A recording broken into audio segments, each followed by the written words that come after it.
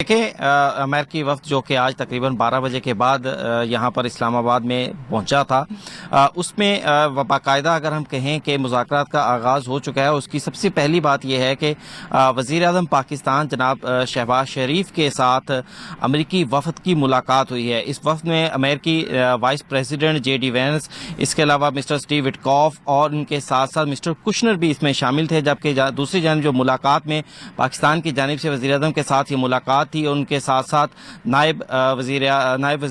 اعظم اسحاق ڈار جو کہ وزیر خارجہ بھی ہیں، ان کے ساتھ ساتھ وزیر داخلہ محسن نقوی بھی اس ملاقات میں شامل تھے۔ اس ملاقات میں وزیر اعظم کی جانب سے جو مذاکرات ہونے جا رہے ہیں ان کے حوالے سے پاکستان کے کردار کے حوالے سے بات کی گئی، اور اس کے علاوہ اس امید کا بھی اظہار کیا گیا کہ یہ مذاکرات کسی کامیابی کی طرف جو ہیں وہ چلیں گے اور جلد ہی کامیاب بھی ہوں گے۔ یہ گزشتہ رات سے ہی یہ عمل جو ہے وہ شروع ہو گیا تھا، جب ایرانی وفد یہاں پر گزشتہ رات یہاں پر تقریباً 12 بجے کے قریب ان کا طیارے یہاں پر پہنچے تھے۔ ایرانی وفد میں بھی 3 جو ان کے سربراہان ہیں، اسپیکر ایرانی اسمبلی مسٹر باقر الکالیباف کی سربراہی میں، اور اس کے علاوہ عباس اراغچی بھی ان کے ساتھ شامل ہیں، ان کی سربراہی میں یہ وفد یہاں پر پاکستان کا پہنچا تھا، اور پاکستان کے حوالے سے جو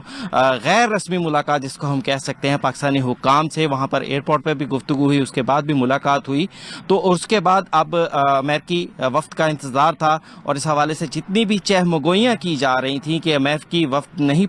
پہنچے گا، وہ سب کی سب اب دم توڑ چکی ہیں۔ امریکی وفد نہ صرف یہاں پر اسلام آباد میں پہنچ چکا ہے، ان کی جانب سے باقاعدہ ملاقاتوں کا آغاز بھی کر دیا گیا ہے۔ اس سارے عمل کو، پروسیس کو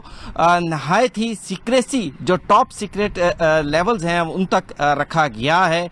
کسی بھی قسم کی کوشش یہ کی جا رہی ہے کہ جب تک مذاکرات کار جو مذاکرات کرنے والے ہیں ان کی جانب سے کوئی خبر سامنے نہ آئے، تب تک حکومت پاکستان بھی یہ کوشش کر رہی ہے کہ کوئی بھی ایسی چیز نہ ہو جو کہ ان مذاکرات کو کسی بھی حوالے سے نقصان پہنچا سکے یا کسی قسم کا جو منفی اثر جو ہے وہ ان مذاکرات پر ڈال سکے۔ حکومت پاکستان کی جانب سے کیونکہ ہم مذاکرات میں سہولت کاری پیش کر رہے ہیں،